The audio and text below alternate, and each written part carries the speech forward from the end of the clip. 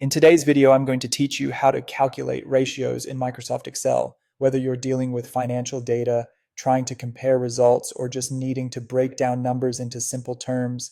Understanding how to calculate ratios efficiently can prove to be incredibly useful.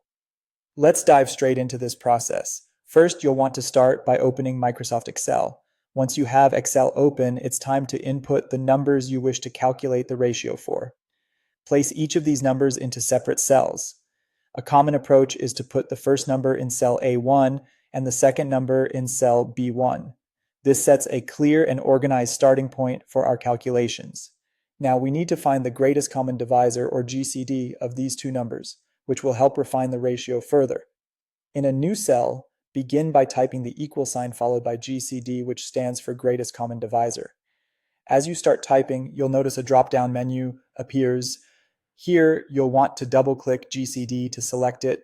Next, click on the first cell containing your number, type a comma, then click on the second cell containing the other number. Once you've got those numbers highlighted in the formula, press Enter, and the GCD will neatly appear in the selected cell. If you have more rows of data and wish to apply this GCD formula to them, Excel offers a quick method. Double-click the small green square at the bottom right corner of the cell with the GCD. This nifty little feature copies the formula down all the necessary rows. Now let's move on to using this GCD to calculate the ratio. In a fresh cell, start by typing the equal sign once again, followed by the cell reference for the first number divided by the cell containing the GCD. Once entered, tap Enter on your keyboard, and Excel will display that portion of the ratio. The next step is to format these findings as a proper ratio. Right after that portion, type the word and then insert a colon. This sets up our numbers to visually appear as a ratio. Continuing with the rest, type the slash after the and refer to the second number's cell divided by the GCD cell, completing the formula. After pressing enter, you'll see the nicely formatted ratio appear, such as 5:2.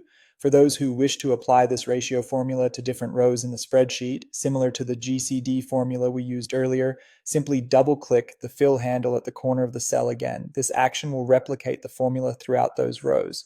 By following these steps, you can efficiently calculate ratios in Excel, ensuring your data is clear and concise. Whether this is for personal or professional use, mastering this skill can save you significant time and effort.